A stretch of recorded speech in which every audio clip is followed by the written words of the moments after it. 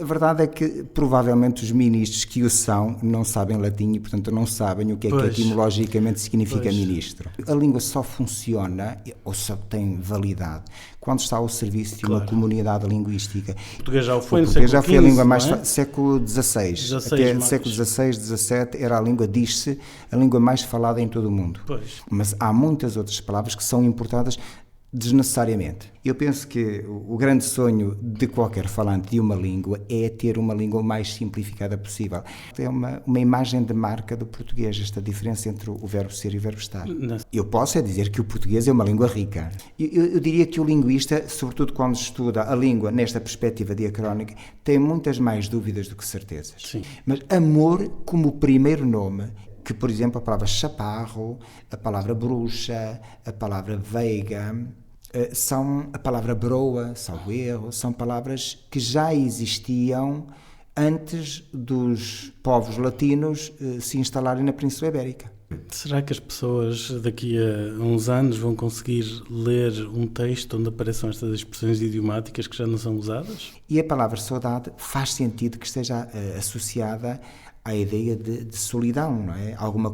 A ausência. Sim. Eu acredito que a palavra desenrascança e desenrascar seja muito portuguesa, digamos assim. Não digo que seja única do português, mas penso que traduz muito bem, pelo menos, o espírito português. Sim, sem dúvida. Desenrascanço,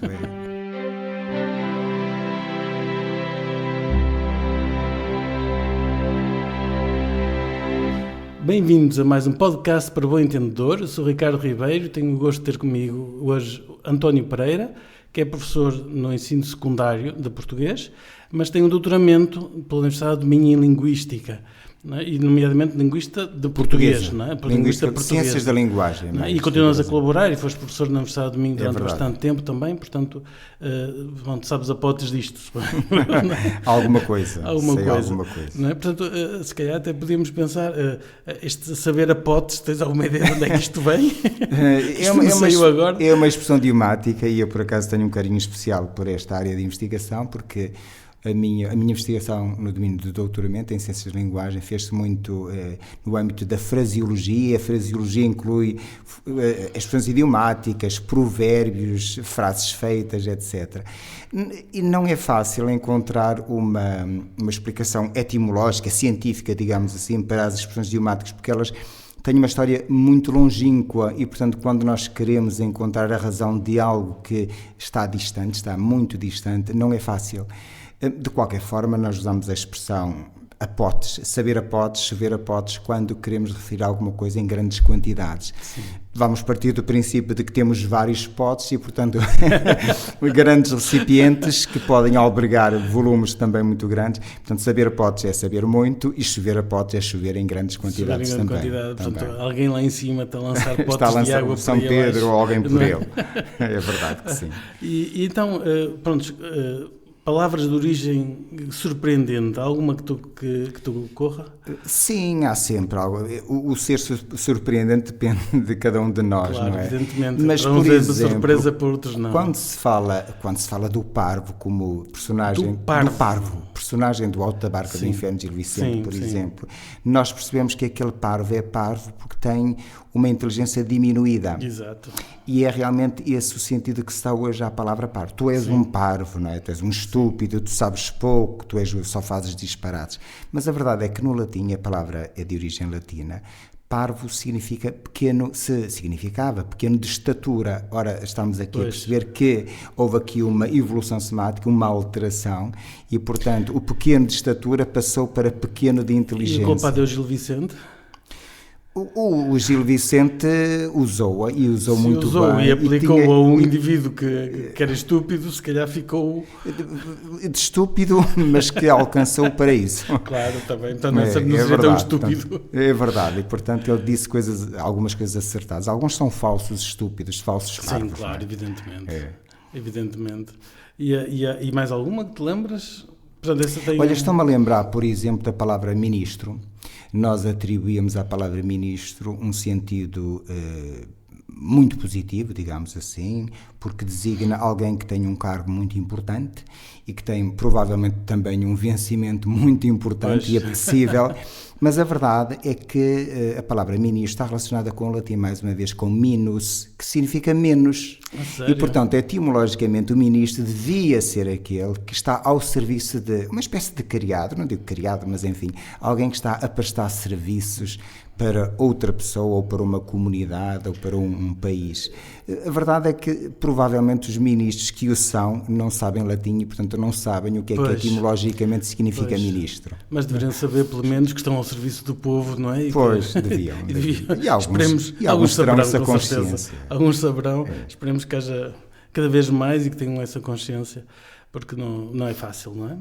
E há palavras que mudaram o significado ao longo do tempo, que te lembras, por exemplo? Sim. Por exemplo, a palavra parvo, não é? Sim, a parvo, evidentemente. Pronto, o Gil Vicente já o utilizou no sentido de pequeno. Sim, não é? Pequeno de inteligência. Pequeno de inteligência, que é o significado que tem hoje. Que é que tem hoje, e não pequeno em termos de tamanho, de dimensões. Mas evidentemente que a língua é um organismo vivo, como se costuma dizer. E a língua vai mudando, assim como nós mudamos, a sociedade muda, também uma língua muda, porque a língua está ao serviço. A língua só funciona, ou só tem validade, quando está ao serviço de uma comunidade linguística. E, portanto, a partir do momento em que a comunidade linguística vai mudando, essa língua adapta-se a essa mudança. Ou então, os falantes é que vão impondo à língua algumas alterações, e há exemplos, muitos exemplos, que comprovam que a língua está sempre a mudar. Sim, já agora isso faz-me pensar naquelas línguas mortas, não é? Temos há línguas latim, uma língua morta, o grego clássico também. O ser morto é muito relativo, não é? Porque a partir do momento em que uma língua como o latim, que de facto não é falada na comunicação do dia-a-dia, digamos assim, mas é uma língua que é a base de muitas línguas que nós temos, as chamadas línguas novilatinas ou românicas, o português, o italiano, o espanhol, o catalão, o francês, o romeno, apesar de estar um bocadinho distante deste núcleo de línguas europeias. E, portanto, estando o latim na base destas línguas bastante vivas, é uma língua viva, de certa forma, uma língua viva, e a verdade é que nós, Ricardo, quando falamos e conhecemos muitas expressões latinas, nós utilizamos essas línguas, incorporámo-las no nosso discurso. Tu há bocadinho falavas de saber a potes, não é? Sim. Mas há expressões que são totalmente latinas e que nós vamos utilizando. Sei lá, por exemplo, um dos lemas da minha vida, penso eu, que é verdade, é in medio virtus est, isto é, no meio é que está a virtude. É verdade que sim. Sei lá, outras, por exemplo, quando falamos... nós dizemos isso em latim, in medio virtus, tipicamente. No meio é que está a virtude, ou então dizemos mesmo em latim, in medio virtus est. Nós dizemos às vezes em latim isso. Mas há muitas outras expressões. Sei lá, habemus papam, não é? Ainda há pouco tivemos uma mudança de papa. Habemus papam é uma expressão latina, temos papa. Sim, sem dúvida. Quer dizer, a Igreja Católica, obviamente, ainda usa o latim para muitas coisas. Muitas. Não é? Documentos, a Igreja Católica e nós. Nós também usamos. Já agora, o Esperanto, isso é morto-vivo ou é um morto-vivo?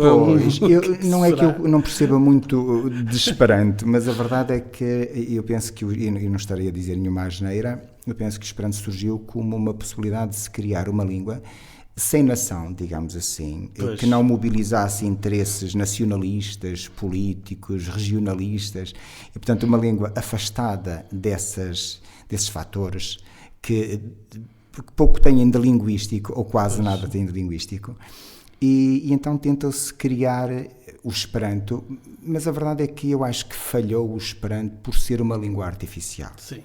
Porque a língua está associada à natureza humana, portanto, a língua vive enquanto nós a utilizarmos. O Esperanto não está associado a nenhum país em particular, a nenhum grupo social, e, portanto, a mim não me estranha que, de facto, o Esperanto, eu não sei se terá morrido, sei que não se usa com frequência. De fazer o oposto da Torre de Babel, não é? Sim, vamos tentar uma língua universal que toda verdade. A gente adopte, mas de facto é difícil, quer dizer, Mas há línguas universais, já sempre houve. O inglês neste momento é a língua universal. Sim, é verdade. O português também já o foi. O português já o foi. O português já foi a língua mais século XVI. Até século XVI, XVII era a língua, diz-se, a língua mais falada em todo o mundo. Pois. Depois veio o francês no século XIX, XVIII, XIX, e depois o inglês a partir do século XIX. E está antes disso tivemos, no princípio da nossa era, o grego era a língua mais falada, por exemplo, depois foi o latim. Não? Sim, e nós quando falamos do latim e do grego estamos a falar de dois pilares da civilização europeia, mas não só europeia. Pois, claro. E portanto a cultura clássica está muito arraigada na cultura portuguesa, na cultura francesa, na cultura italiana, praticamente em todas as culturas. Isso é uma coisa bastante interessante a ver esta comunidade, digamos, linguística. Quer dizer, o inglês tem imensas palavras que vêm do francês, que vêm do latim, não é? Mas o alemão terá algumas, com Sim, certeza. mas o inglês é uma língua, portanto, é considerada uma língua germânica, do ramo germânico, e, portanto, sim, tem mais afinidades com as línguas desse ramo, com o alemão. Mas a quantidade de palavras que vem do francês é enorme, não é? Sim, mas isso é a prova de que as línguas não são estanques e não vivem em gavetas separadas. E é bom que não sejam mesmo. E, portanto, é fácil encontrar línguas de várias origens numa determinada língua como o português. Já agora, nós temos... Bem, estou um pouco a desviar do plano que eu tinha previsto, mas de qualquer forma...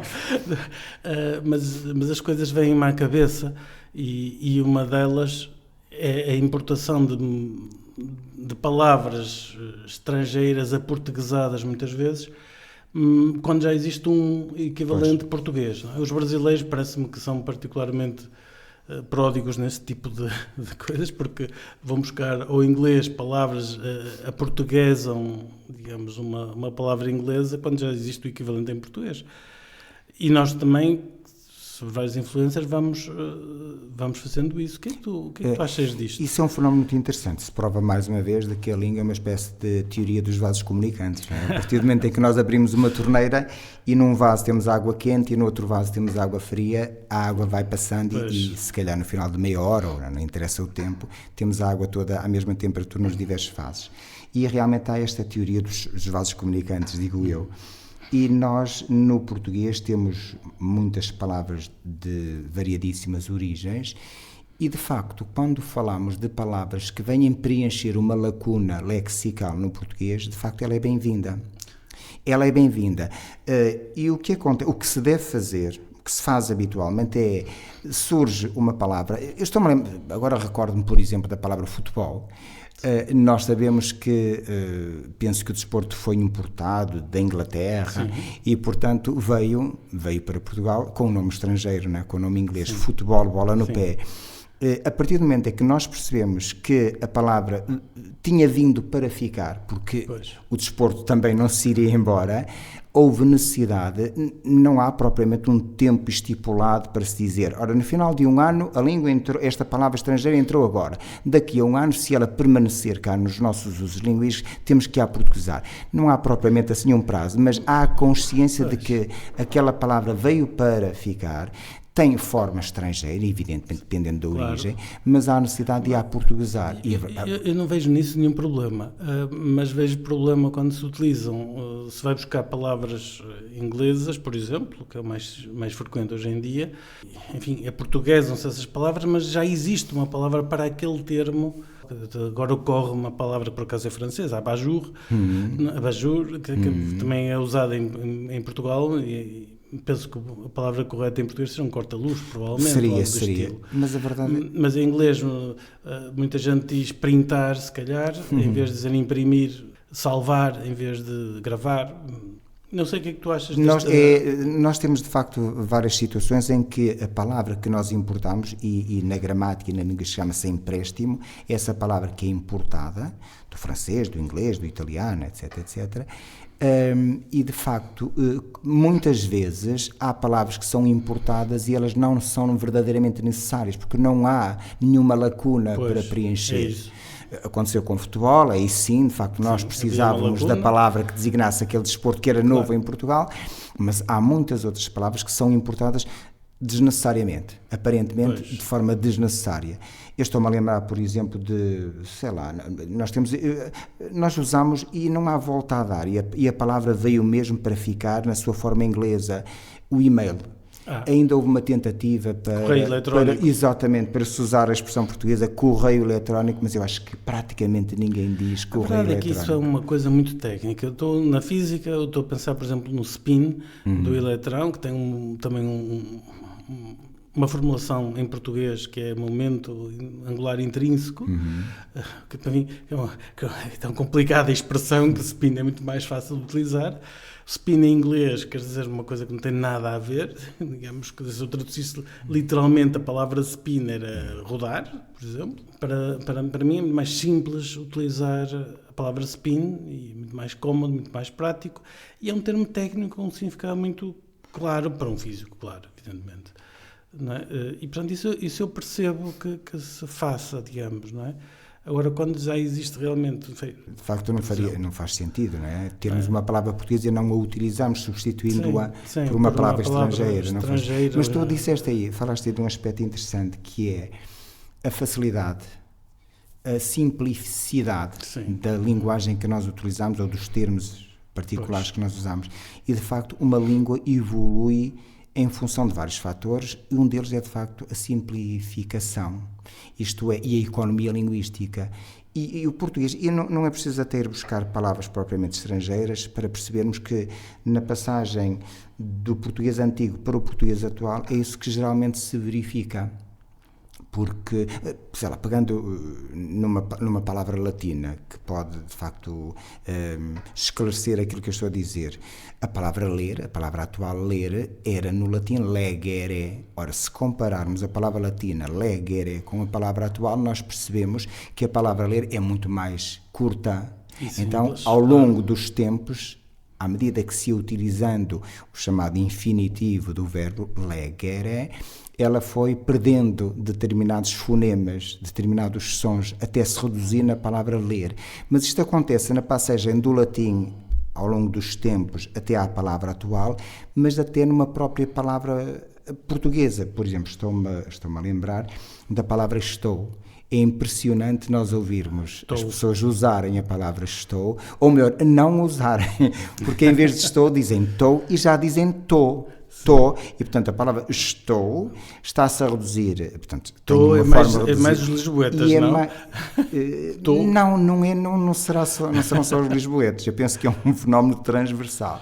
E portanto a economia linguística, o falar de uma forma cada vez mais rápida e mais simples, é também um dos fatores que explica a evolução de uma língua. A mudança aí talvez tenhas uma coisa um pouco radical no vossa mercê. É uma que está reduzida a você e há quem reduza a C. Ricardo, e tu foste buscar uma expressão antiga, de facto antiga, praticamente um arcaísmo, quase ninguém diz vossa mercê.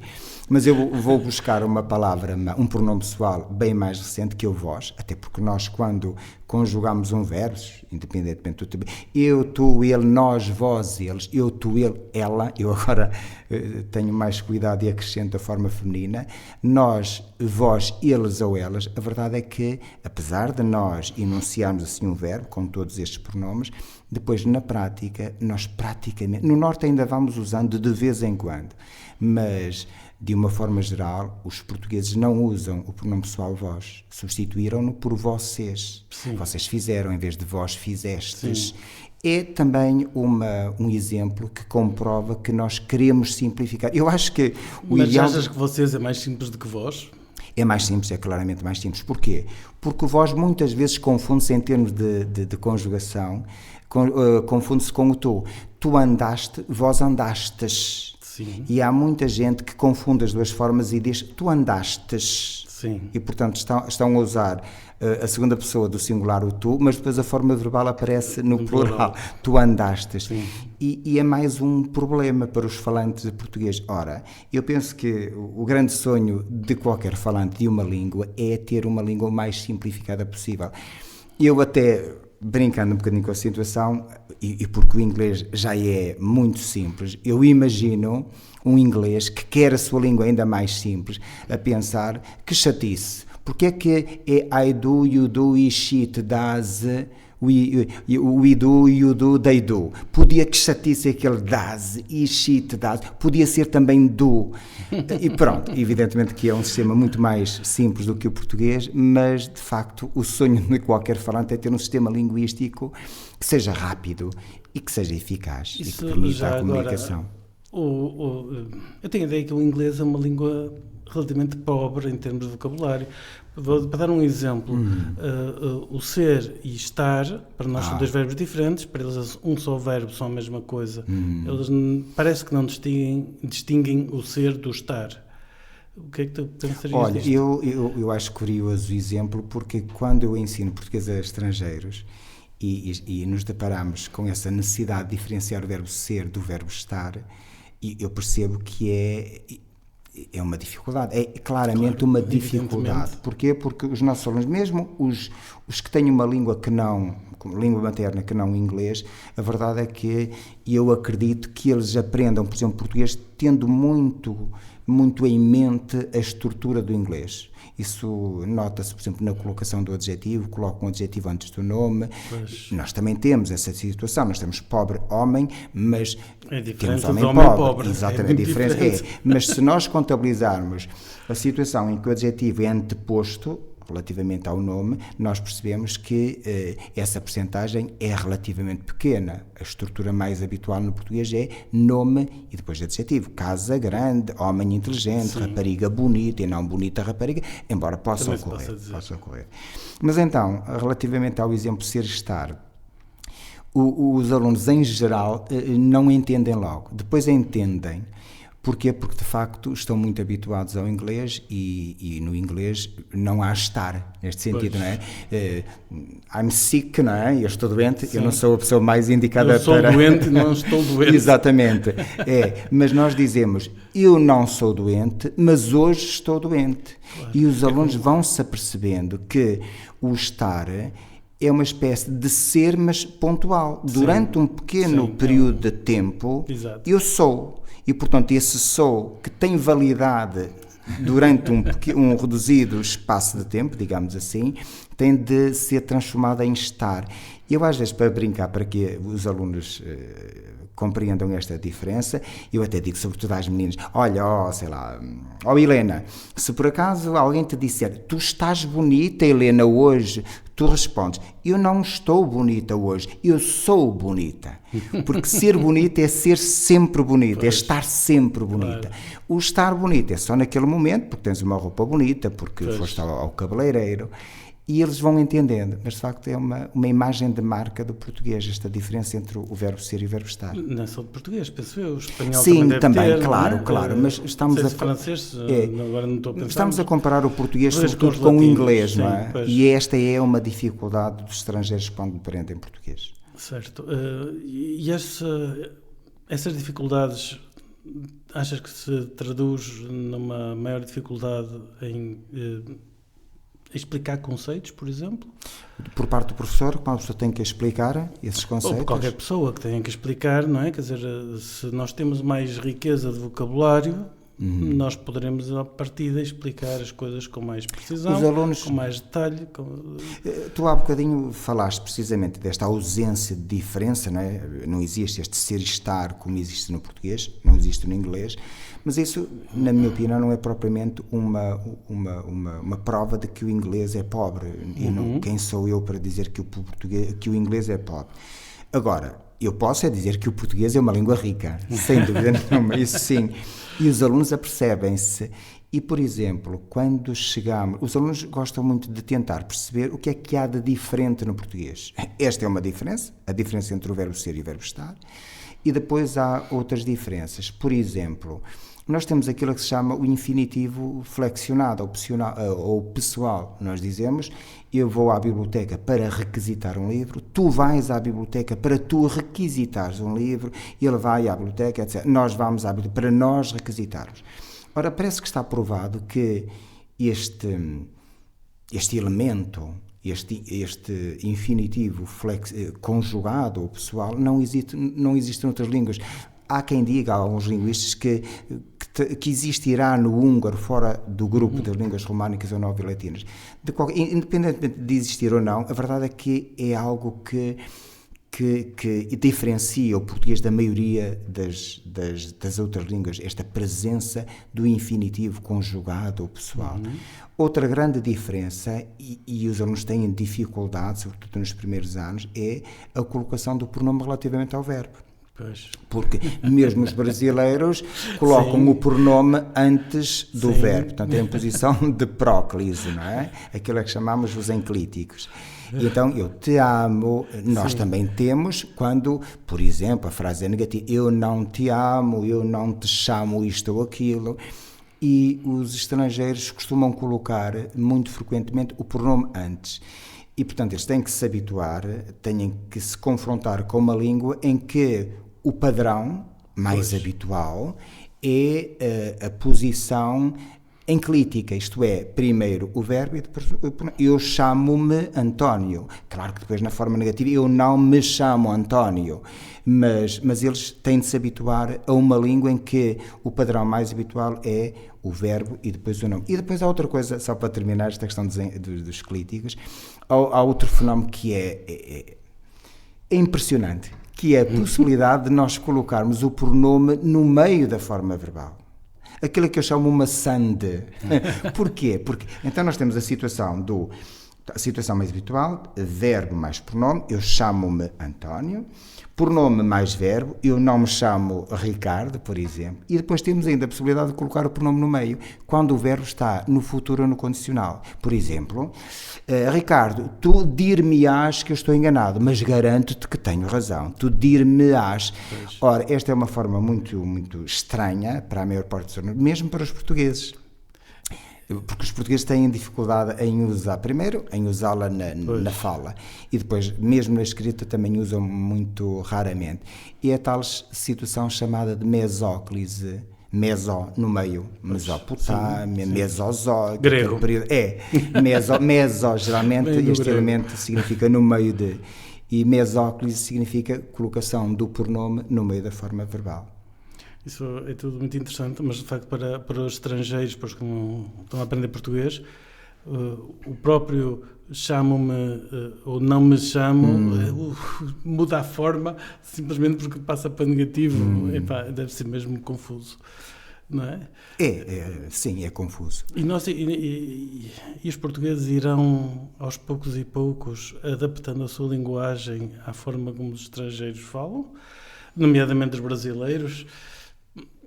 Há interferências. Ainda há pouco tempo, numa aula, estava-se a refletir sobre a diferença entre a fim de, como locução de valor final. Por exemplo, eu vou ao restaurante a fim de almoçar. A fim de. E depois temos o afim como adjetivo. Ou mais habitualmente no plural, sei lá, biologia e geologia são disciplinas afins. Mas eu percebi que no português do Brasil, não se deve dizer no brasileiro, mas no português do Brasil, as pessoas dizem eu estou afim dele. Eu estou afim dele. Afim tudo junto. Eu estou afim dele. Sim. Isto é, eu estou interessado nele. Sim. É estranho, mas ao mesmo tempo não é. E eles utilizam como uma palavra só, como adjetivo. Porque, de facto, o afim, adjetivo, ou afins no plural, é uma palavra que está relacionada com o nome afinidade. E, portanto, quando eles dizem eu estou afim dele, claro, eu sinto que há uma afinidade entre mim e ele. Mas nós, habitualmente, não dizemos eu estou afim dele, não é? Como adjetivo, afim tudo junto. Já agora que estamos a falar do Brasil, ouvi dizer já há bastante tempo que os brasileiros falam de uma forma mais próxima do que os portugueses falavam no século XVI. Olha que bonito. Boa Achas pergunta. que isto é verdade? É verdade. De uma forma geral, é óbvio que o português do Brasil tem elementos que não estão presentes no português europeu, que são os elementos africanos. Isto é, há uma grande quantidade de termos africanos que habitam, digamos assim, o português do Brasil. Mas esses não são mais obviamente raros. Portugueses do século XVI. Pronto. Não serão, imagino. O que acontece, nós às vezes temos, é por isso que eu fico Fico triste quando percebo que as pessoas têm uma visão depreciativa do português do Brasil. Primeiro dizem que é o brasileiro, e depois acham que os brasileiros falam mal o português, que é outra coisa estranhíssima. E tu levantaste uma questão que é interessante. E quando nós ouvimos um brasileiro a falar, nós percebemos que da parte deles e da parte do brasileiro há uma abertura bastante maior do que a nossa. Até se costuma dizer que nós daqui a pouco não temos vogais abertas. Quando nós, por exemplo, no Norte dizemos vacina, em Lisboa criticam-nos, caem-nos em cima, porque vacina, que disparate, vacina, ou geração, etc, etc. Portanto, a tendência, sobretudo vinda de Lisboa e de Coimbra e de outras zonas, é de um progressivo fechamento das vogais. Ora, isso é contrário ao português do Brasil. E então, comparando o português do Brasil, sobretudo em termos de sonoridade e abertura das vogais, com o nosso português antigo, é verdade, há uma afinidade, porque eu usei a palavra afinidade porque nós chegámos ao Brasil, não é? Ali no finais do século, verdadeiramente em 1500, não é? E depois temos todo aquele contacto no século XVI, e o português desse tempo, portanto, o português que nós levamos para o Brasil, era um português em que havia uma abertura muito maior de vogais. E, portanto, nesse aspecto, o português do Brasil está mais próximo do português do século XVI do que o nosso. Então, se compararmos o português europeu, de Portugal, das ilhas, o português europeu com o português do século XVI, percebemos que a nível de abertura de vogais há uma grande diferença. Nós fechamos agora muito mais as vogais. No português do Brasil isso não aconteceu tanto. Como é que nós sabemos que abrimos as vogais no século XVI, não há gravações? Há exemplos, há linguistas, portanto, os chamados linguistas da parte diacrónica da língua, os da história da língua, fazem esses estudos diacrónicos, pegam em textos, por exemplo, de Camões, do século XV e do século XVI, e tentam perceber, até através das rimas, Ricardo. Da maneira como escrevem também, não é? A forma de escrever... Também. E, portanto, acentos não usavam, suponho eu. Não, haveria também acentos, mas, enfim, depois foram surgindo alguns sinais para diferenciar algumas palavras, umas com acentos, e geralmente uma palavra que tem um acento agudo é uma palavra cuja vogal tónica que tem esse acento é mais aberta. Sei lá, estou dando um exemplo. Amália, o acento é agudo, porque de facto este A é aberto. Mas se eu disser âmago, cerne, núcleo, o âmago, este A já é mais fechado, não é? Portanto, tem um acento circunflexo. Ou Albânia, ou Vânia, a minha amiga Vânia, o acento é circunflexo. E, portanto, os acentos muitas vezes têm funcionam desta forma para diferenciar a abertura das vogais. Pois. Bom, estamos a desviar imenso do que tinha pensado perguntar, mas é tudo muito interessante na língua. Da própria pergunta que eu fiz no princípio, que era palavras que tinham mudado de significado. Pois, nós já vimos que em ministro aconteceu um bocadito, a palavra parvo. Certo, exatamente, já tínhamos visto essas. Tu falaste muito da parte tecnológica, não é? E de facto aí tem havido grandes transformações, grandes mudanças, sobretudo a nível do vocabulário. A palavra rato, por exemplo, agora de repente lembrei-me da palavra rato, antes de aparecerem estes dispositivos, os computadores com aquele dispositivo, não é? O rato é um animal. É, exatamente, aquele dispositivo que nós seguramos e que vamos arrastando, etc., vamos movimentando. Assumiu metaforicamente a palavra rato, porque de facto assemelha-se a um rato. Eu não sei se claro, pelo menos o rato que eu ainda tenho em casa assemelha-se a rato. Em inglês chama mouse. Mas também a ideia de que o rato é um animal, para além de pequeno, movimenta-se com muita facilidade, não está quieto. Como tem um fio, por exemplo, faz lembrar a cauda do rato. E portanto, quando nós usamos a palavra rato, se eu a usar assim de forma descontextualizada, perguntar, Ricardo, o que é que significa rato?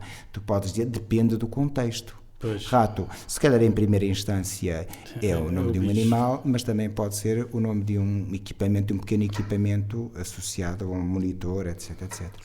Há bocado falávamos dos acentos.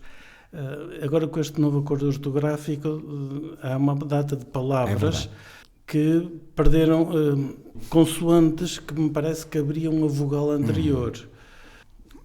Agora só me ocorre a palavra ótica, que tem um P, mas essa também tem acento, portanto o P não abre a anterior. Olha, a grande, eu de uma forma geral concordo com o acordo ortográfico. Eletricidade, por exemplo, já agora, eletricidade abre o E antes do... Certo. Eu, em geral, concordo com o acordo ortográfico. Às vezes as pessoas fazem... Tu usaste uma expressão idiomática logo no início da nossa conversa, que foi saber a potes, e eu agora vou usar uma outra, que é fazer uma tempestade num copo d'água, quando falam do acordo. Porque, verdadeiramente, o acordo não veio modificar muito a língua. Pelo contrário, veio modificar muito pouco a língua. Houve um estudo, não fui eu que o fiz, que apontava que num texto constituído por 100 palavras, com o acordo ortográfico, apenas mudavam de forma, de ortografia, de escrita, 1,2. Portanto, nem sequer 2 palavras num conjunto de 100. Por exemplo, a palavra teto, certo. Se nós tirarmos o C, eu leria teto. Não necessariamente. Eu sei ou seja, ou punha um acento no E, Ricardo, ou então, aquilo que eu digo, que a consoante que está a seguir à vogal, abre a vogal anterior. Isso parece-me que é uma coisa bastante... Ricardo, ao eliminarem essa, além do problema de esconder um pouco a origem das palavras... Ricardo, é assim, a pronúncia é uma área, digamos assim, uma dimensão das palavras que é menos sujeita a regras. A ortografia, sim. Pois. E mesmo assim há possibilidades de escrever de 2 maneiras uma determinada palavra. Por exemplo, ouro e oiro, touro e toiro. Até em termos de acentuação. Por exemplo, tu dizes, ontem andamos de bicicleta. O acordo ortográfico aconselha, os linguistas em geral, os professores de português, se calhar em geral, aconselham a colocação de um acento, porque o acento, de facto, diferencia. Se eu escrever no quadro a palavra andamos com acento, e se tu souberes desta sugestão, deste aconselhamento de escrita, tu dizes logo, essa palavra é o pretérito perfeito. Por exemplo, nós andámos de bicicleta ontem. Se eu a escrever sem acento, tu dizes, esta palavra é o presente indicativo. Neste momento andámos de bicicleta. É verdade que os lisboetas, por exemplo, eles pronunciam de maneira diferente. Eles abrem mesmo a vogal A quando se referem ao passado e dizem, nós ontem andámos de bicicleta. Neste momento andamos. No norte nós não fazemos esta diferença e, portanto, dizemos sempre andar. Eu penso que todos nós, ou quase todos nós, abrimos sempre a vogal independentemente de ela ser da palavra andamos no passado ou no presente andamos. Mas a grande alteração que o acordo ortográfico veio trazer à língua está relacionado, de facto, com aquilo que chamávamos consoantes mudas, aquelas que não se pronunciavam. E como professor, e tendo em conta o processo de ensino-aprendizagem, nós já falámos aqui das dificuldades de se aprender e também de se ensinar português, que é uma língua complexa, se nós pudermos simplificar sem desvirtuar, porque eu acho que o acordo ortográfico não desvirtuou, e eu vou depois explicar se calhar melhor, não desvirtuou a língua portuguesa, mas se nós eventualmente pudermos aproximar o registro escrito do registro oral, de facto nós não dizíamos, mesmo quando escrevíamos baptismo, nós não dizíamos baptismo. Mas não dizíamos batismo, dizemos abrimos sempre. Sim, ou seja, claro, mas se colocarmos um acento, substitui, mas se não colocarmos, outro exemplo, fato e facto. É verdade, sim, pode, mas essas 2 palavras deixam de se distinguir. Ricardo, não é? mas quem escreve e quem aprende não está a pensar, batismo, agora não tenho P, vou pronunciar batismo. Não, houve batismo e pronuncia como houve. E se tem P, escreve como P, imagina antes do acordo. Se não tem P, porque de facto o P não se pronuncia, e é essa a razão, é a lisão da supressão dessa consoante, não se escreve. A pronúncia é, como te digo, é um terreno movediço, não é, enfim, penso que não será a principal razão para nós defendermos ou condenarmos o acordo ortográfico. E penso que uma criança que está a aprender a escrever terá mais facilidade em escrever se realmente houver uma aproximação maior entre aquilo que diz, batismo, e aquilo que escreve. Como a criança, imagina, provavelmente a criança nos primeiros tempos vai escrever batismo sempre. Imagina que ainda se escreve com P. E estamos nós a corrigir sempre a criança. Atenção, tens que pôr um P. Não sei se ela se questiona, mas a verdade é que ela escreve uma letra que não pronuncia. É óbvio que também me podias dizer, mas a palavra homem tem um H que não se pronuncia. É verdade que sim. Mas o acordo ortográfico acabou por aproximar o registro escrito da oralidade. E não tem... Claro que, olha, por exemplo, pensando na palavra para, forma do imperativo, dever parar. Para imediatamente, não podes avançar. Eu, se fosse um dos obreiros, digamos assim, do acordo, eu não retiraria o acento. Acho que ele é importante. Para imediatamente. É importante porque significa uma coisa completamente diferente daquilo que significa a proposição, não é? Eu vou para Braga, eu vou para Lisboa daqui a pouco. Há coisas que eu não faria no acordo ortográfico, mas de uma forma geral eu concordo.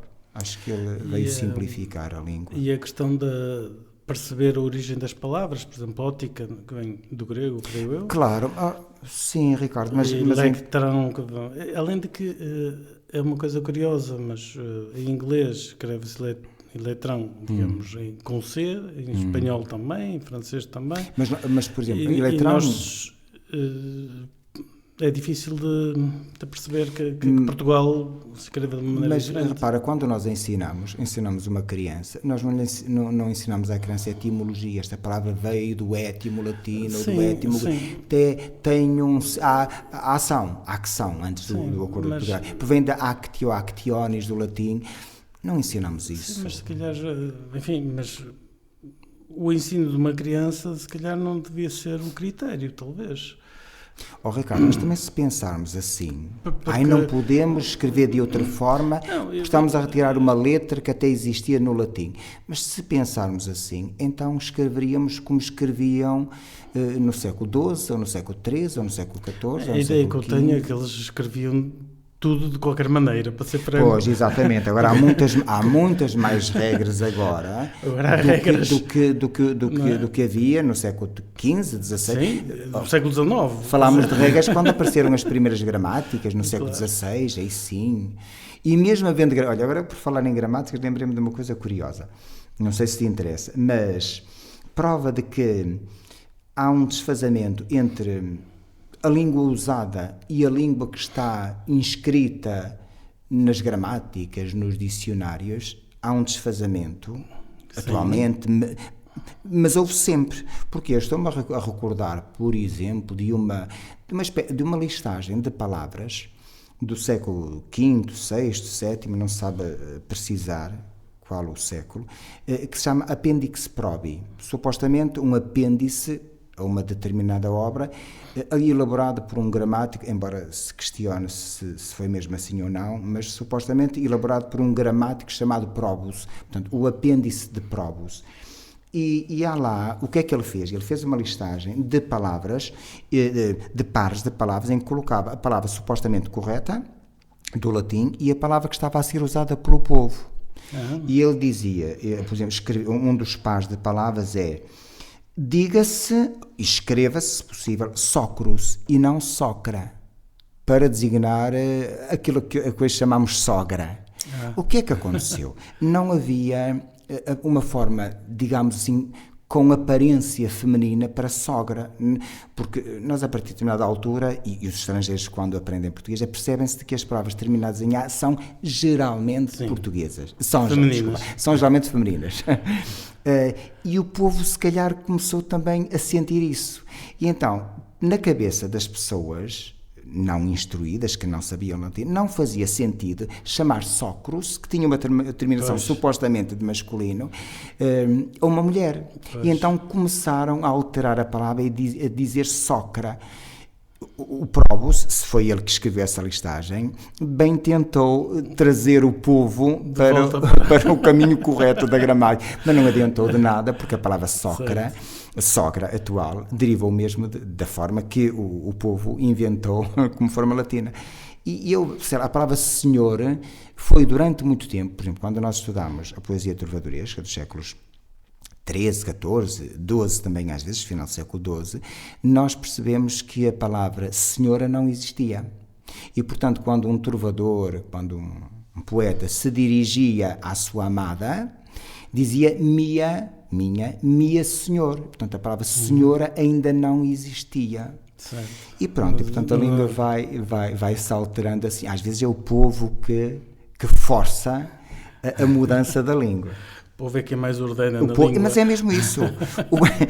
É que é mais ordena na política, na música. Não, o povo é que é mais ordena no hino do 25 de Abril, mas também na língua. O povo é que é mais ordena, é verdade que sim.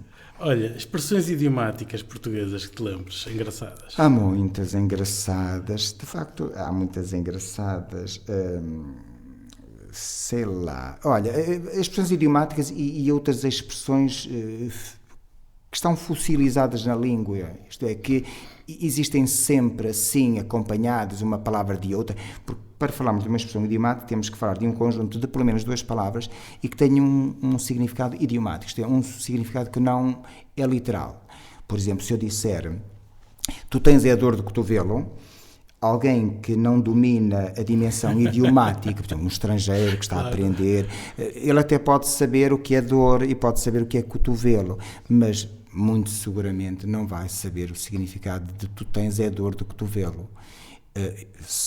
De onde é que vem isto? Olha, é assim, eu penso que não. Eu às vezes quando ouço até pessoas aparentemente muito bem formadas no domínio da linguística e da história da língua a apresentar determinadas origens como certas, inabaláveis, eu tremo um bocadinho. Eu tremo porquê? Porque eu diria que o linguista, sobretudo quando estuda a língua nesta perspectiva diacrónica, tem muitas mais dúvidas do que certezas. Sim, tem mesmo. Porque as mas palavras... tem hipóteses, pelo menos, sim, não é? Algumas hipóteses razoáveis. Sim, e para a dor de cotovelo eu nunca encontrei uma razão assim transversal e objetiva e científica. Mas eu acredito que de facto, quando nós tocamos com o cotovelo, isto é pragmático, é o sentir na pele aquilo que acontece quando de facto nós damos uma cotovelada numa porta, numa superfície dura. Dói, e dói tanto que nós reagimos de imediato. Não conseguimos esconder. Pois. E eu acredito que esta dor súbita e esta incapacidade de esconder aquilo que nós sentimos no momento é precisamente isso que explica a expressão idiomática, tu tens a dor de cotovelo. Isto é, tu não consegues sentir a inveja que sentes relativamente a um sucesso meu ou de outra pessoa qualquer. Pois. Ter as costas largas, por exemplo, eu penso que também é mais ou menos consensual se dissermos que ter as costas, claro que um aluno estrangeiro entenderá a expressão ter as costas largas no sentido literal, denotativo, né? Ter as costas largas. Sim. Sabe o que são costas, sabe o que é largo, que é diferente de estreito, etc, etc. A explicação para a expressão idiomática, lá estás tu a atirar-me com culpas, pensas que eu tenho as costas largas? Eu penso que é relativamente fácil de explicar, porque geralmente quem tem as costas largas é mais forte. E muitos trabalhos eram feitos com as costas, digamos assim, carregando com as costas. E, portanto, alguém que tivesse as costas largas, teoricamente seria mais forte. E, portanto, isso passou para um outro domínio. E, portanto, quem recebe com muitas culpas é porque pode arcar com essas responsabilidades todas. Mas enfim, há expressões idiomáticas que são muito interessantes e estão muito associadas a momentos históricos da cultura portuguesa, sei lá, ir no batalha. Eu conheci esta expressão não há muito tempo. Qual? Ir no batalha. Vai no batalha. Vai no batalha. Ir no batalha. Essa. Pois, estás a ver? Ir no batalha é uma expressão usada no Porto. usada no Porto, porque tem a origem portuense, digamos assim, ou portista, não sei se tem também relação com o futebol, mas ir no batalha vai dizer essa a outro, vai dizer essa mentira a outro. O Batalha é o nome de um cinema no Porto. Sim. E, portanto, o cinema está associado à ficção. Pronto, cá está a explicação. Está associado à ficção. Os filmes são, embora possam ter uma base histórica, real, são muito fruto da imaginação de quem o produziu. Pois. E, portanto, ir no Batalha vai contar essa a outra, vai para o Batalha, que lá se calhar acreditam em ti, porque eu não acredito. Estás a fazer um filme. Mas isso é a sensação no Porto que usam, não? Eu às vezes, eu não sei se eu uso, mas como aprendi achei interessante. Há pouco disseste uma palavra curiosa também, arcar. Arcar com. Pois, eu não sei, a minha tentação é para associar já a arca. Arca ou arco? Um arco. Também pode ser. De facto, eu fico encantado. Arco aguenta. Eu fico encantado é quando, por exemplo, perante esta tua questão, eu ainda não refleti sobre a palavra. E fico encantado. E garanto-te que, provavelmente, quando chegar a casa, eu vou fazer uma pesquisa. A arca, vamos pensar primeiro na arca, porque contém muitas coisas, nela guardam-se muitas coisas. Arcar com, que é assumir, não é? Uma grande quantidade de trabalhos, de responsabilidades, etc. Ou também arco. O arco pode ser mais longo ou mais curto, e o arco às vezes também tem aquela forma de... sustenta coisas em cima. Exatamente, também. Mas é muito fácil nós ficamos muito satisfeitos quando achamos que encontramos a resposta. Mas eu não, a minha profissão e a minha investigação de muitos anos não me deixam iludir, não me permitem iludir, não. Nem sempre a resposta é a mais óbvia. É a mais óbvia. Não é mesmo. Pois, fantástico. Palavras novas do português. Temos algumas. Mas... Olha, temos aquilo que chamamos os neologismos, não é? Temos aquilo que chamamos neologismos. Olha, quando falo de palavra, agora já não é uma palavra nova, mas é um exemplo que eu às vezes dou aos alunos para mostrar como pode surgir uma palavra. Às vezes, alguns colegas meus dizem: António, a palavra história existe? Não é erro, eu vi isso escrito, de certeza que é erro, então é história com sem H, que disparate. E eu gosto que me façam perguntas, porque quando não sei também vou pesquisar e digo imediatamente que não sei, e quando sei gosto de partilhar. A minha alegria maior é partilhar aquilo que eu sei. E a palavra história tem uma história interessante, porque ela terá surgido. O futuro é muito, não sei se reparaste, mas quando usamos o futuro, usámo-lo para colocar uma hipótese, para não nos comprometermos. E eu tenho muita... Não é que eu não gosto de me comprometer, eu comprometo-me, mas falando mais uma vez de língua e de história da língua, é muito difícil termos certezas.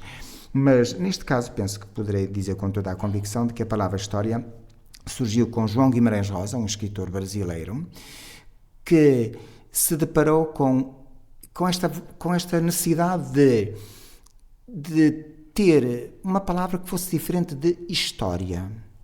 Porque história com H e I pode ser o nome da disciplina, não é? Hoje vamos ter uma aula de história. Mas tem sido sempre e continua a ser usada com o significado de algo que é inventado, que é criado, que é fruto da ficção e da imaginação. Uma lenda, uma história. Exatamente, a história da Capuchinho Vermelho, não há nada tão inventado como essas histórias infantis. Mas João Guimarães Rosa cria uma palavra que fosse diferente. Manteria a palavra história para um relato factual, em que é possível apresentar datas e nomes, etc. Mas relativamente a esses textos ficcionados, inventados, ele achava que deveria ter uma palavra diferente. E criou a palavra história. Portanto, sem H, ela é parecida, de facto é parecida, é parónima, digamos assim, de história, mas é uma palavra diferente. E eu uso, e portanto eu aconselho, pelo menos digo às pessoas, que se quiserem usar a palavra história neste contexto, com este significado de algo que é inventado, que é fruto da imaginação, podem, porque a palavra está dicionarizada. E nomes próprios com história? História, olha, com isso? com história. Olha, eu quando falo de nomes próprios, eu gosto muito de nomes próprios, aquilo que se chama mais na linguística, antropónimos, não é? Porque nós temos uma disciplina linguística que se chama onomástica, digamos assim, um ramo da linguística onomástica, e a onomástica inclui dois grandes grupos de nomes próprios. Os nomes de pessoas, antropónimos, e os nomes de lugares, os topónimos. E nos nomes de pessoas também incluímos os apelidos. E depois, se quiseres alguma coisinha sobre apelidos, como Rodrigues e Fernandes... Filho de Rodrigo, não é? Então já sabes. Mendes, filho de Mendo. Nem toda a gente sabia, são chamados patronímicos.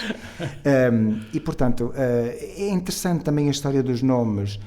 Falando dos primeiros nomes, por exemplo, António, Ricardo, Álvaro, Margarida, algumas coisas curiosas. Por exemplo, nós agora deparamos com alguma frequência com o nome Rita.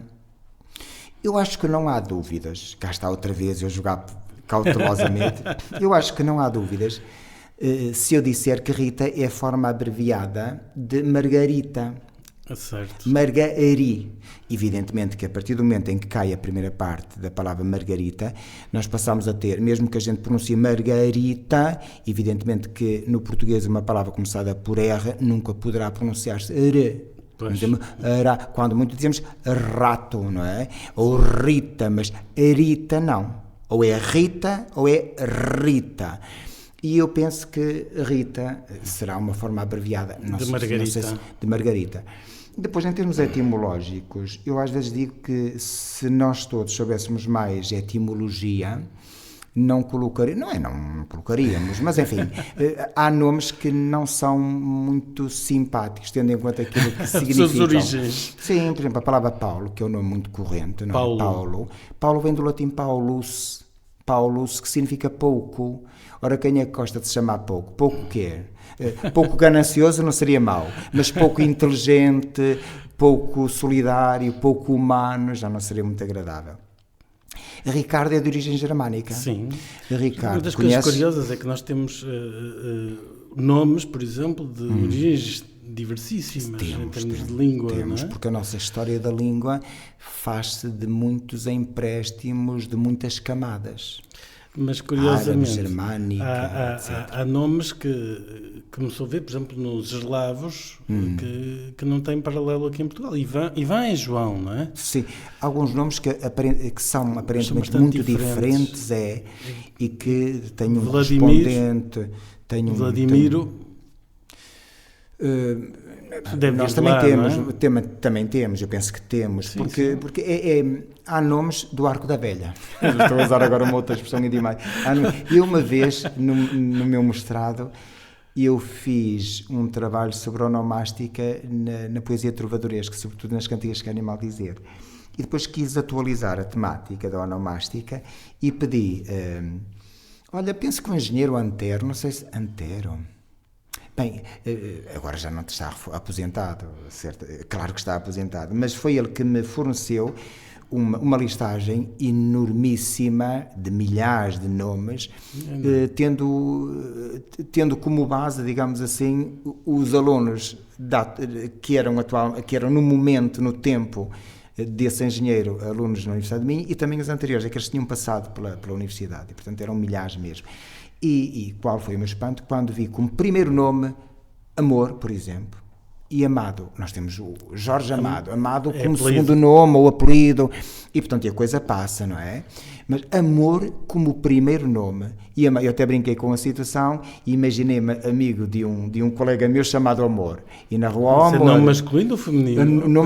Era nome masculino, então tu imagina na rua ao Amor, porque é o nome da pessoa, ao Amor, ao Amado, não seria se calhar assim muito, muito confortável, e portanto há nomes estranhíssimos. E a propósito de nomes, vou-te contar uma história uma história com H, muito interessante.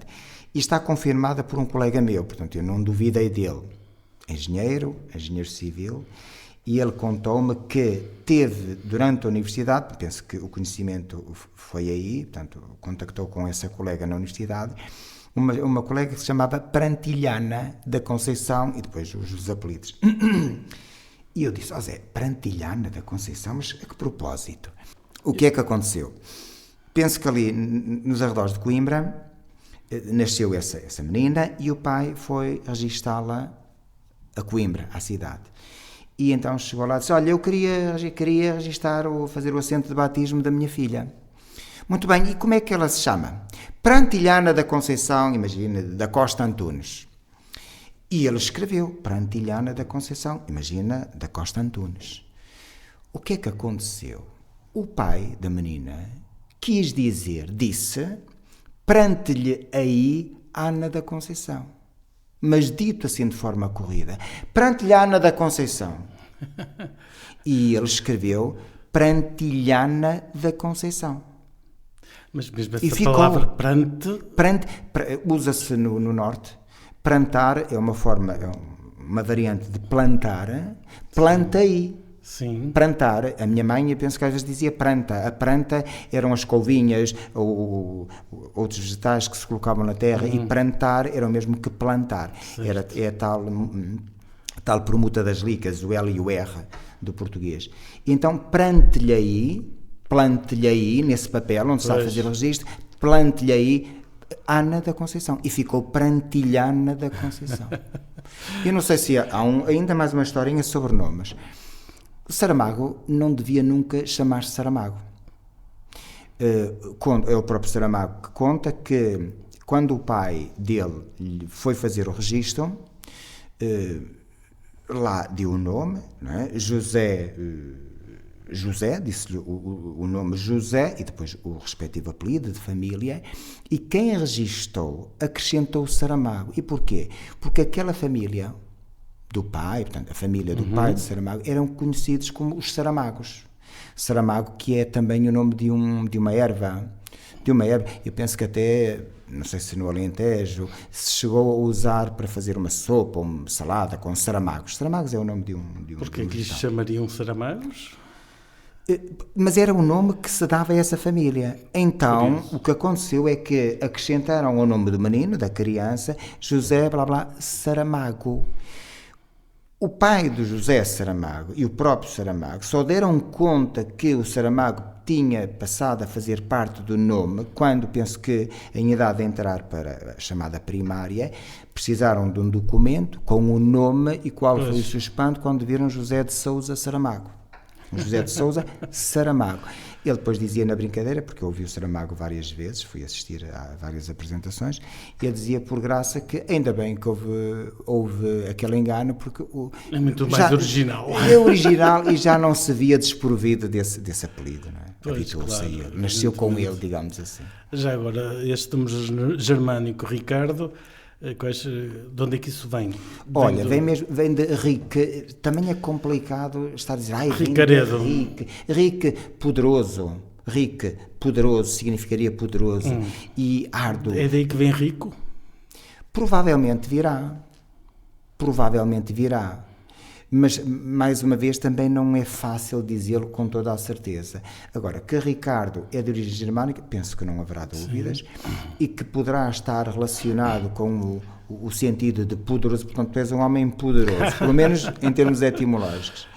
António, que é o meu nome, dizia-me o meu professor António Freire, que eu muito admirava, latinista, de origem grega, dizia ele, que era de origem grega, que viria do adjetivo antos, e que significava florido, mas não havia certeza absoluta, portanto, eu sou florido. Eu confesso que pensava que era de origem latina. Depois passou para o latim, Antonius, e nós temos o Antonius, e depois António, não é? No latim, porque muitas palavras que nos vieram do latim, estiveram antes do foram grego. Do grego para o latim. Muitas delas foram primeiro do grego para o latim e depois do latim agora, para o português. Um nome que é muito característico português, Nuno. De onde é que isto vem?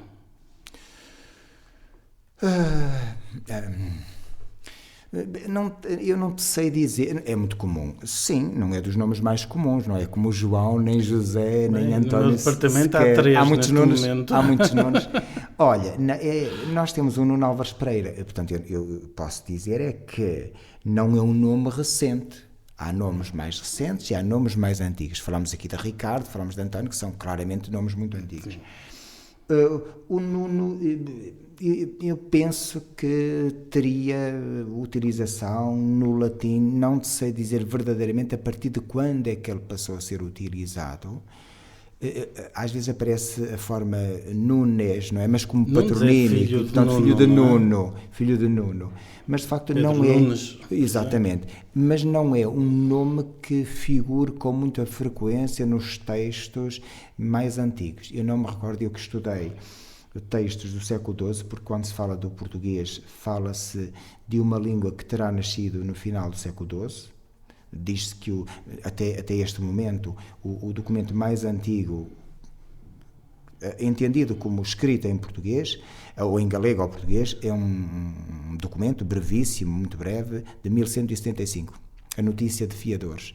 E depois eu também estudei vários documentos depois desse, e de facto o antropónimo Nuno não aparece com frequência, não me lembro de o ter encontrado e, portanto, não te consigo dar assim uma resposta como eu gostaria relativamente à etimologia de Nuno. Pois, interessante porque no século XIV apareceu de facto este Nuno Álvares Pereira. Sim, claro, ele portanto, é relativamente antigo. Terão inventado nessa altura esse nome? Os nomes muitas vezes surgem de adjetivos. E então, se pensarmos, surgem de nomes, portanto, a origem dos nomes próprios e dos antropónimos em particular é uma origem muito diversificada. Não é? Por exemplo, a palavra Paulus, pouco ou pequeno, daí o advérbio paulatinamente, que é um advérbio que eu gosto de usar de vez em quando, paulatinamente, pouco a pouco. E, portanto, a origem dos nomes é muito diversa. Ora vem de um adjetivo, ora vem de um nome, ou está mais associado a um verbo. Às vezes resultou da junção de vários elementos, como Álvaro. Álvaro também é de origem germânica e significará aquele que se defende de todos. Als Vargen.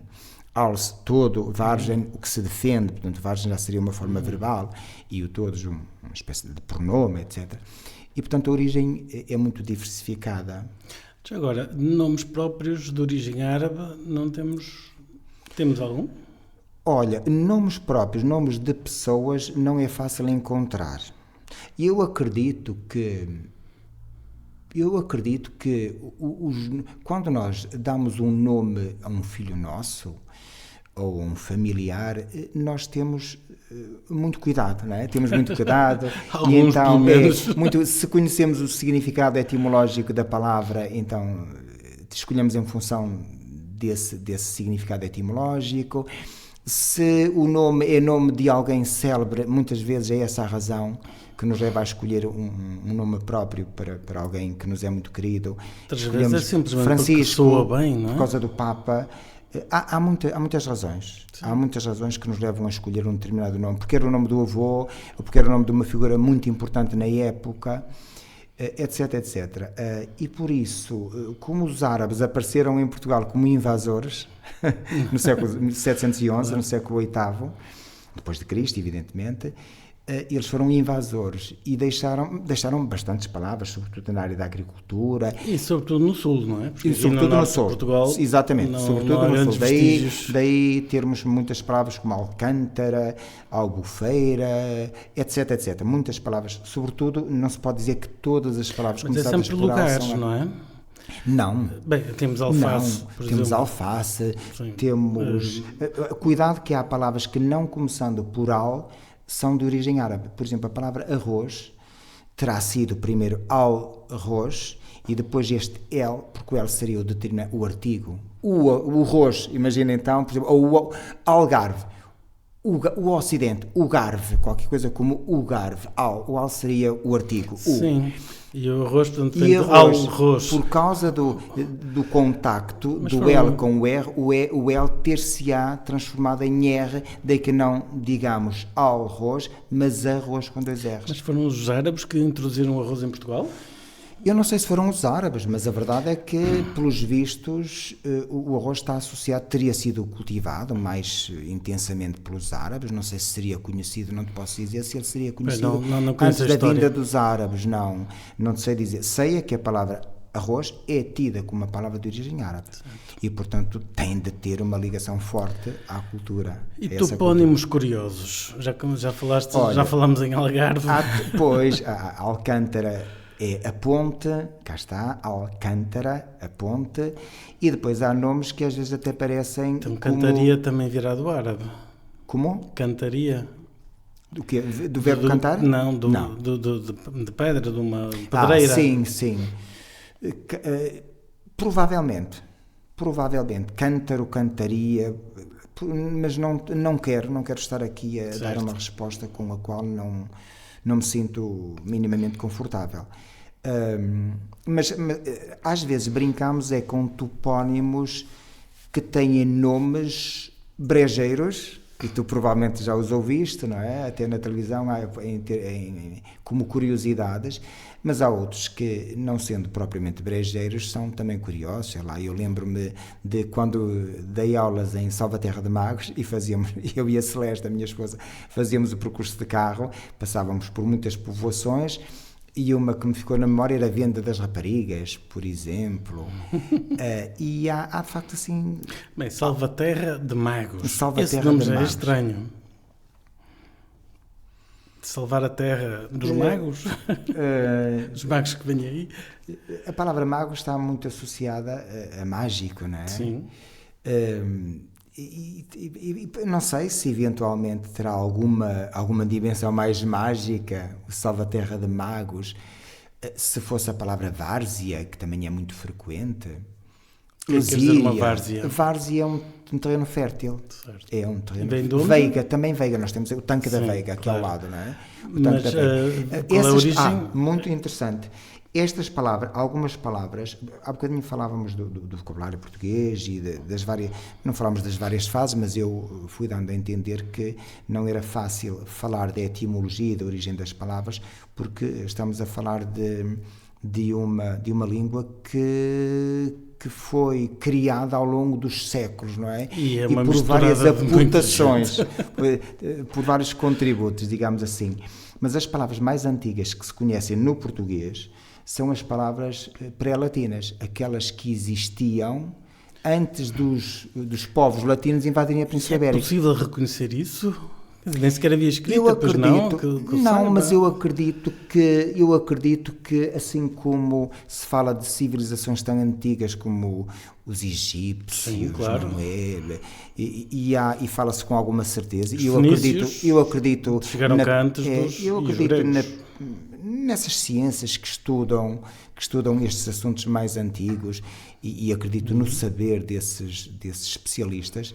Também acredito, quando leio em fontes credíveis, que, por exemplo, a palavra chaparro, a palavra bruxa, a palavra veiga, a palavra broa, salvo erro, são palavras que já existiam antes dos povos latinos se instalarem na Península Ibérica. No início... Portanto, isso será dos celtas? Celtas e iberos, sobretudo fenícios também, mas sobretudo celtas e iberos. Portanto, há palavras de origem fenícia aqui, não é? Sim, celta, ibero, etc. Os celta e iberos são diferentes dos fenícios, não é? Sim, claro. Portanto, as palavras são os celtas diferentes. E os iberos é que são apresentados às vezes como um grupo mais ou menos coeso, embora evidentemente terão tido as suas diferenças. Mas essas palavras são fenícias ou são celta-iberas? São apresentadas como palavras pré-latinas. Ok, não sabemos. Pré-latinas. Portanto, a certeza, tu colocavas-me a questão de ter a certeza, eu penso que haverá alguma certeza. Sabes que a física é uma ciência exata. Eu sei que é uma ciência exata. Portanto, mas enfim, de qualquer das formas há dúvidas e há... Claro, e na língua há mais dúvidas ainda do que numa ciência exata como a física ou a matemática. Frases feitas, expressões populares, a mim vem-me à cabeça imediatamente porque os filmes portugueses... Não é? Porque o meu padrinho era realizador de cinema, António Lopes Ribeiro, realizou o Pai das Cantigas, o Pai Tirano, entre muitos outros.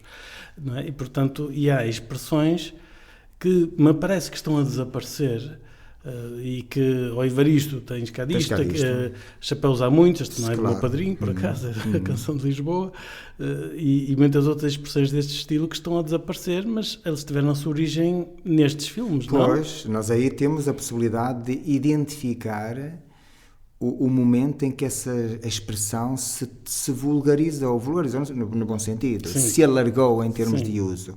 E, portanto, nós sabemos que foi aí, a fonte é esse filme, é o filme X, produzido no ano Y, etc, etc. Mas a verdade é que quando uma expressão popular está muito circunscrita a um determinado contexto, por exemplo, cinematográfico, de facto pode ser usada durante algum tempo, mas também pode cair em desuso. Foram bastantes décadas, mas de facto era frequente na televisão aparecerem estes filmes. E, portanto, a coisa era relembrada constantemente. E se calhar várias gerações reeducadas. É verdade, com essas... sim.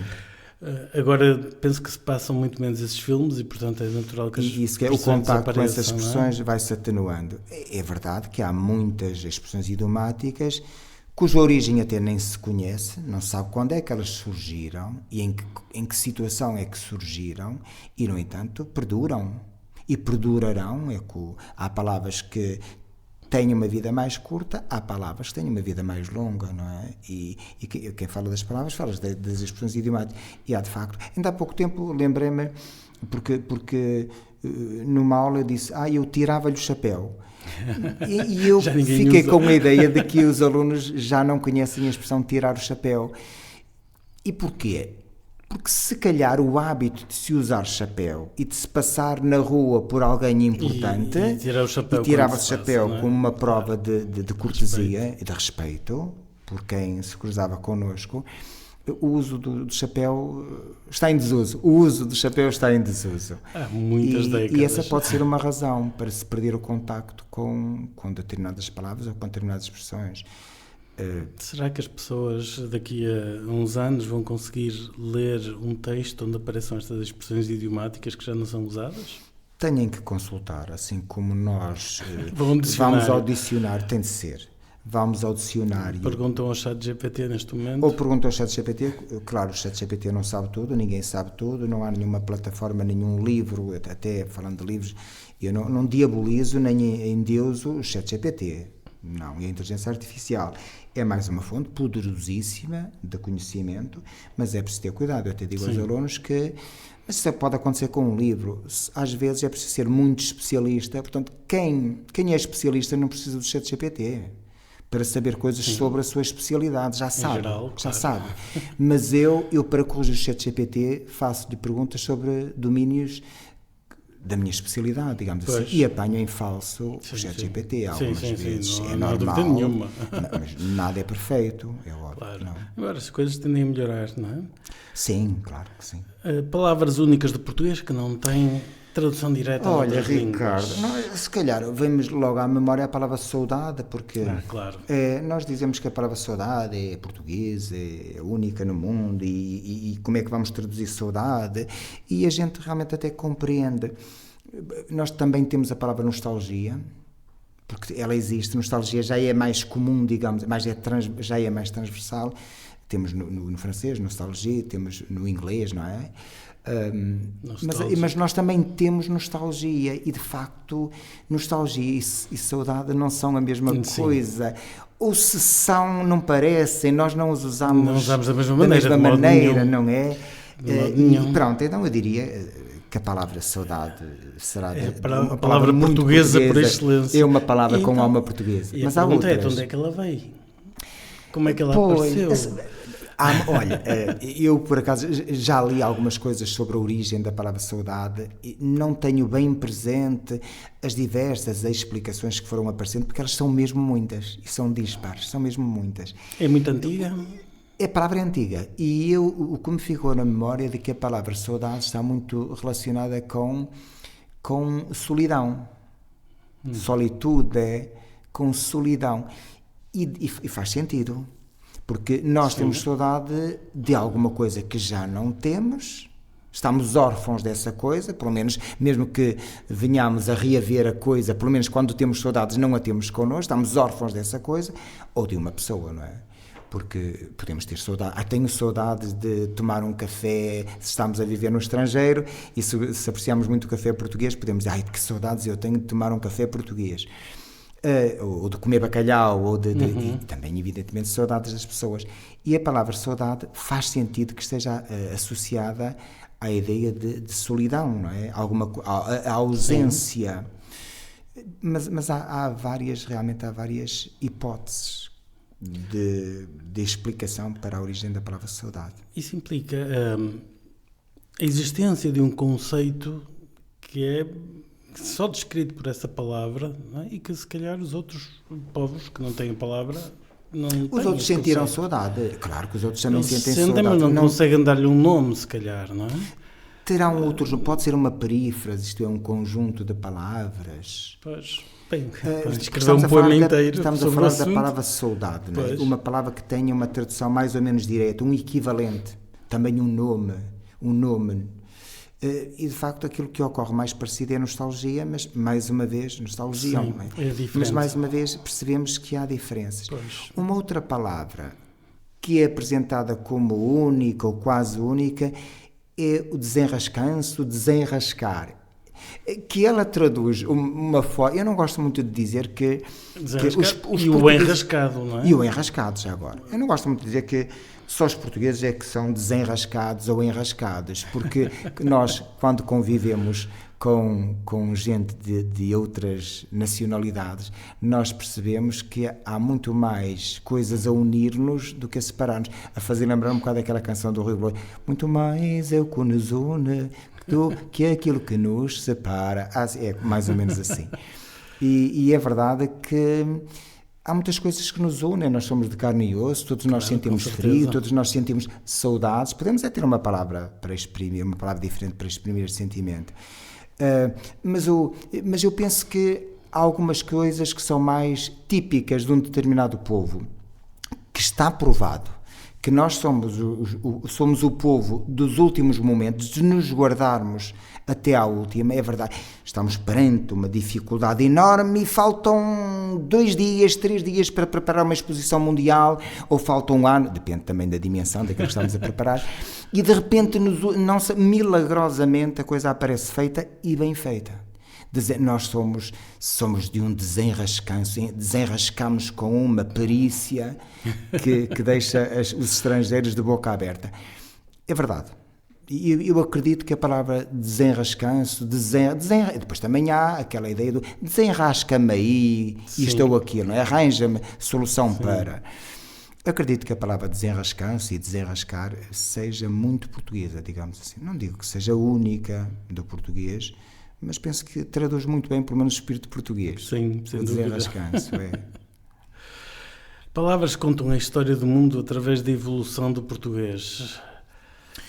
Olha, eu ouvi há pouco tempo até, não é que eu siga muito vídeos que são disponibilizados na internet, mas eu ouvi uma explicação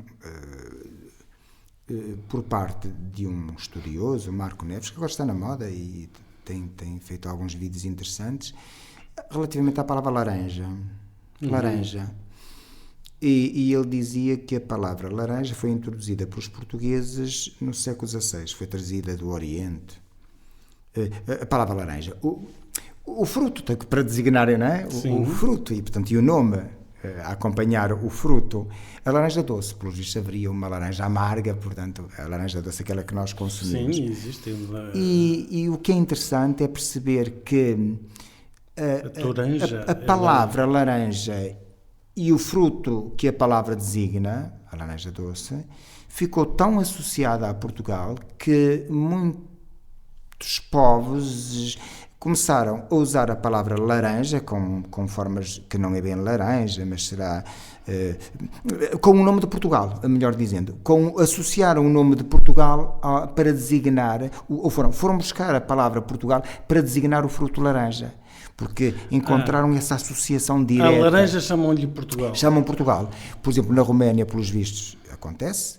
Na Turquia, no árabe, no grego, pelos vistos, laranja será qualquer coisa como Portugal ou Portucalo, portanto uma palavra muito parecida com Portugal. Nós também fizemos coisas parecidas, nós chamamos ao país Peru o nome de um bicho. É verdade, e às vezes a relação é direta, outras vezes poderá não ser, portanto cuidado com as aparências. As aparências iludem, não é? Muitas vezes. E a nossa tentação é para associar de imediato o nome do país ao nome da ave, não é? Do galináceo. Sabes, nomes de profissões ou de objetos com histórias etimológicas insólitas. Olha, estou-me a lembrar, por exemplo, da palavra armário. A palavra armário, nós dizemos armário e se calhar não pensamos na relação, porque há uma relação fonética com a palavra arma, mas provavelmente passa-nos completamente ao lado, não é? Mas não devia, porque verdadeiramente o armário era o local onde se guardavam as armas. Hoje em dia podemos lá guardar armas, mas podemos guardar muitas outras coisas. Armário mais. Olha a própria palavra biblioteca, porque verdadeiramente biblioteca é palavra de origem grega, biblos, livro, teca, que era sobretudo uma caixa. E, portanto, a biblioteca era a caixa onde se colocavam os livros.